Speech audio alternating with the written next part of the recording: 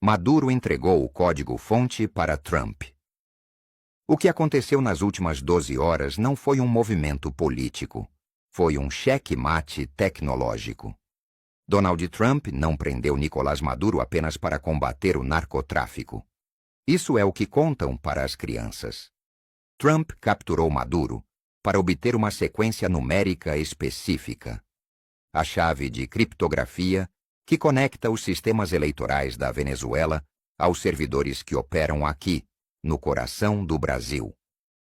A notícia que tenho para dar vai fazer o sangue de muito burocrata talhado a champanhe congelar nas veias.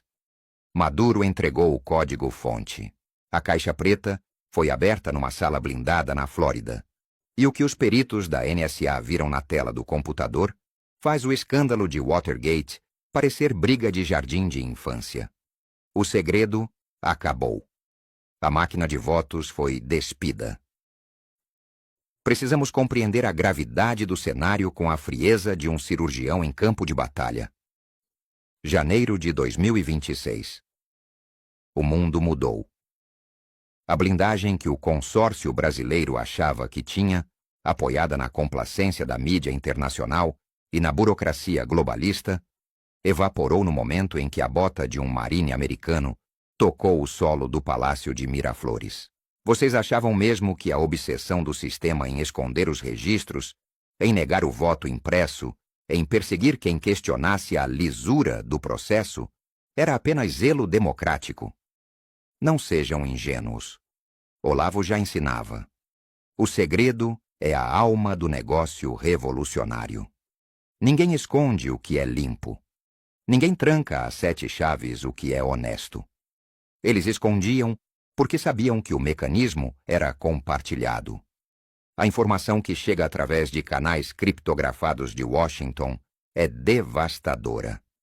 Durante o interrogatório, que não durou nem 2 horas, porque covardes não aguentam pressão, o ditador venezuelano, agora transformado em réu confesso e desesperado por uma redução de pena, indicou exatamente onde estavam os backdoors. Para quem não entende a linguagem técnica, backdoor é a porta dos fundos digital. É por onde você entra no sistema sem ser visto, altera o resultado e sai sem deixar rastro no log oficial. Os engenheiros do Pentágono, sob ordem direta da Casa Branca, acessaram os logs antigos. E o que eles encontraram? Padrões. Algoritmos de injeção de votos que operam com uma assinatura digital idêntica em Caracas, em La Paz e em Brasília. A soberania digital que o Tribunal Superior tanto defendia era, na verdade, uma franquia de fraude importada. Visualize agora a cena em Brasília.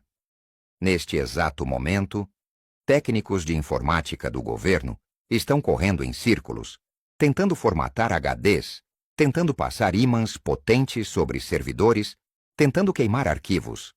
Mas é inútil. É patético, porque a tecnologia de espelhamento de dados da NSA ela já capturou tudo.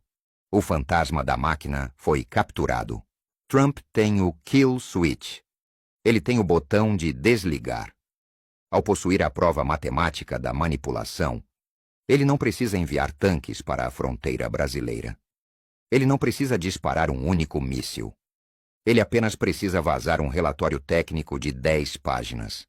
Se esse relatório vier a público, e minhas fontes dizem que é questão de dias, talvez horas, a legitimidade do governo atual se desfaz como fumaça. Pensem na humilhação.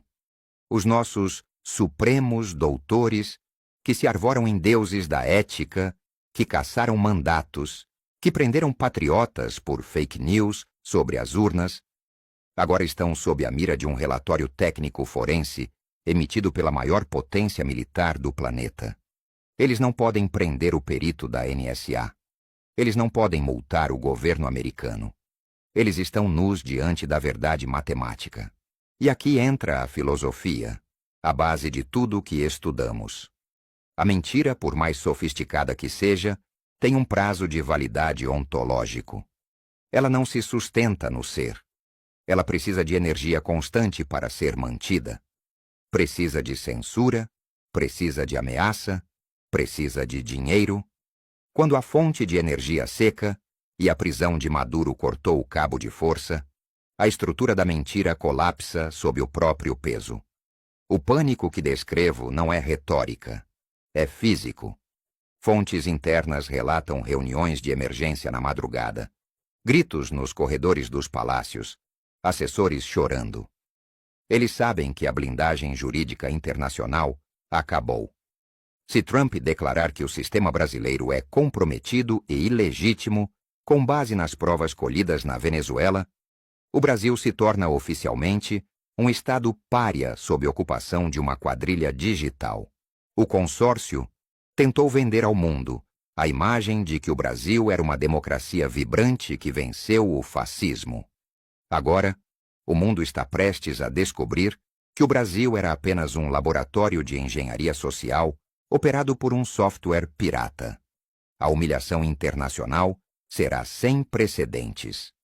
Mas vamos aprofundar no aspecto técnico que eles não querem que você saiba. O que Maduro entregou não foi apenas o passado, foi o mecanismo de controle em tempo real. O sistema operava com uma latência programada, um atraso infinitesimal no processamento que permitia o redirecionamento de votos em momentos críticos de apuração. Aquelas viradas estatisticamente impossíveis, aquelas curvas gráficas que desafiam a matemática, agora elas têm explicação no código. Não era sorte, não era demografia, era sintaxe de programação, era if-else. Se o candidato do sistema estiver perdendo, execute o comando de redistribuição. É doloroso ouvir isso? É. Dá raiva? Muita. Porque nos faz sentir impotentes. Nos faz lembrar das filas, das tias do Zap com a bandeira nas costas, dos caminhoneiros parados na chuva, todos acreditando que estavam jogando um jogo limpo, quando na verdade o cassino já tinha viciado a roleta. Mas essa dor é necessária. É a dor do parto da verdade. O governo brasileiro atual, isolado, sem dinheiro e agora sem a sua principal arma, o segredo da caixa preta, está tentando uma última cartada diplomática. Estão tentando ligar para a China. Estão implorando por uma declaração de apoio de Pequim. Mas até os comunistas chineses são pragmáticos. Eles não vão comprar briga com um Trump vingativo e armado até os dentes por causa de um governo sul-americano falido e incompetente. O telefone em Pequim toca, mas ninguém atende. Olavo nos avisou que o comunismo não é apenas um sistema econômico, é uma estrutura de psicopatia. O psicopata não sente remorso de mentir. Ele sente prazer. Eles sentiam prazer em nos chamar de negacionistas enquanto operavam o software da fraude. Eles riam nos jantares em Lisboa, brindando com vinhos caros pagos com o seu dinheiro, zombando da sua desconfiança. Olha lá o gado questionando a ciência da computação, diziam eles. Pois bem, a ciência da computação bateu à porta, e ela veio com sotaque americano e mandado de prisão internacional. A ironia suprema é que a tecnologia, que eles usaram para escravizar e confundir, agora é a ferramenta da libertação. O rastro digital é eterno. Cada comando digitado por um técnico terceirizado numa sala escura do tribunal ficou gravado. E agora esses logs estão sendo impressos em papel timbrado do Departamento de Justiça dos Iuaiua. O que acontece a seguir? O desmonte. Vocês verão uma onda de falhas técnicas propositais nos sistemas do governo nos próximos dias. Sites saindo do ar, bancos de dados sendo corrompidos por supostos hackers. É a queima de arquivo digital. É o equivalente moderno a queimar os papéis no quintal. Eles vão tentar apagar o vínculo com a Venezuela. Mas é tarde demais. O espelhamento já foi feito. Para os militares brasileiros, aqueles que se calaram, que bateram continência para o ladrão, que aceitaram a humilhação passivamente. A vergonha será dupla. Porque a soberania que eles juraram defender foi violada não por uma invasão estrangeira, mas por uma traição interna que entregou o comando da nação a um algoritmo estrangeiro. E quem descobriu e expôs a fraude não foi a inteligência do exército brasileiro, foi a inteligência americana.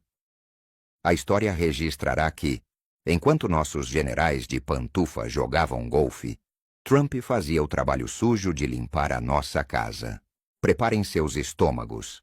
As revelações que virão a público com a divulgação desse código-fonte são nojentas. Nomes de autoridades impolutas aparecerão vinculados a contas de administradores do sistema. Senhas de acesso root nas mãos de estrangeiros. A soberania nacional foi vendida por um punhado de bits e bytes. Mas eu digo a vocês, alegrem-se. O Schadenfreude, o prazer na queda do inimigo, é um sentimento justo quando o inimigo é o mal encarnado.